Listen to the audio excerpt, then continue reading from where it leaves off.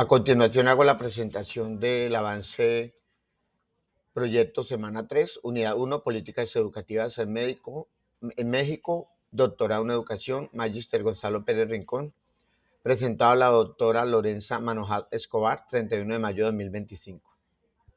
A manera de introducción, se habla de que en México se dio una educación a partir del año 1921, donde se presentan unos proyectos de educación, como el proyecto de educación nacionalista, el proyecto de educación socialista 1938, el proyecto de educación fundamental y el proyecto de educación técnica. Se hace un análisis reflexivo de lo que ocurrió en esta época referente a la educación en México, que fue muy referente, fundamental para la educación y políticas educativas en el resto de América Latina. El proyecto de educación nacionalista de 1921 buscaba en esta época profundizar y consolidar las políticas económicas que consolidaban nuevas vías económicas alternas conjunto en la relación bilateral México-Estados Unidos de América. En esta administración del presidente Lázaro Cárdenas, hacia 1934-1940, se intercepta la visión gubernamental sobre su proyecto de nación con la relación internacional más importante de ese entonces, que era con Estados Unidos de América.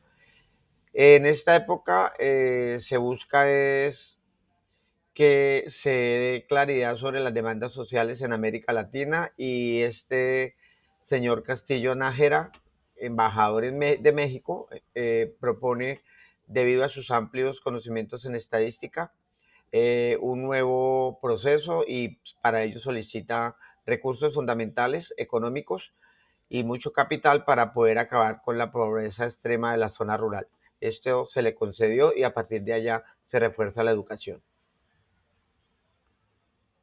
El proyecto de educación socialista tiene que ver con la creación del Consejo Nacional de Educación Superior de la Investigación Científica, CINESIT, un organismo de asesoramiento del gobierno desde donde se imparten las políticas y es creado por el general Lázaro Cárdenas hacia 1934 y 1940.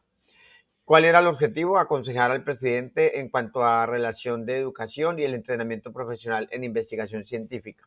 Se buscaba desde aquí contribuir a la renovación de las políticas en educación superior de un México más moderno, insistiendo en la necesidad prioritaria de todo derecho de todos los ciudadanos al gran derecho de la educación y a realizar estudios secundarios profesionales recibiendo beneficios en cuanto a ciencia y desarrollo tecnológico.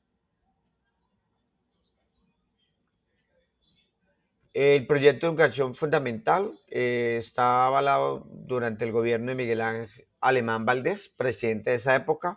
Lo que se buscaba era fortalecer la educación en las áreas rurales de América Latina, que eran las más desatendidas.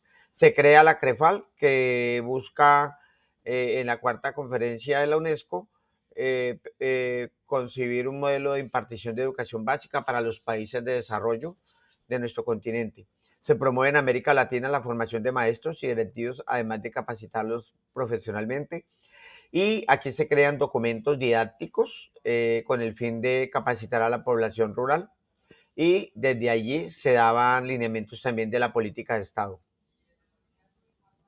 La educación técnica surge más o menos o se eh, profundiza más o menos en un México del año 1915 y creándose el Politécnico Nacional en el año 1936.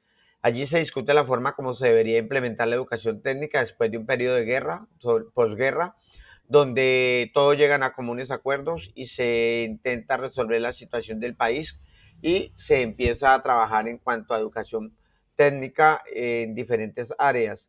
Es así como se crea la SED, crea hacia 1924 departamentos de enseñanza primaria, normal, universitaria, cultura indígena. Acá hay una gráfica de unos ejemplos relacionados con la educación técnica recibida en ese entonces para fortalecer el desarrollo agroindustrial de toda Colombia y toda América Latina y toda México.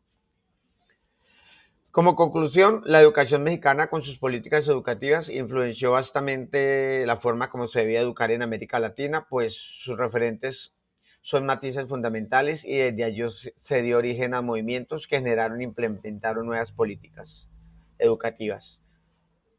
Algunas bibliografías, Dussel, de cuando la clase obrera entró al paraíso, Gisbert y Salazar, El retorno de la ideología de la presencia de Lázaro.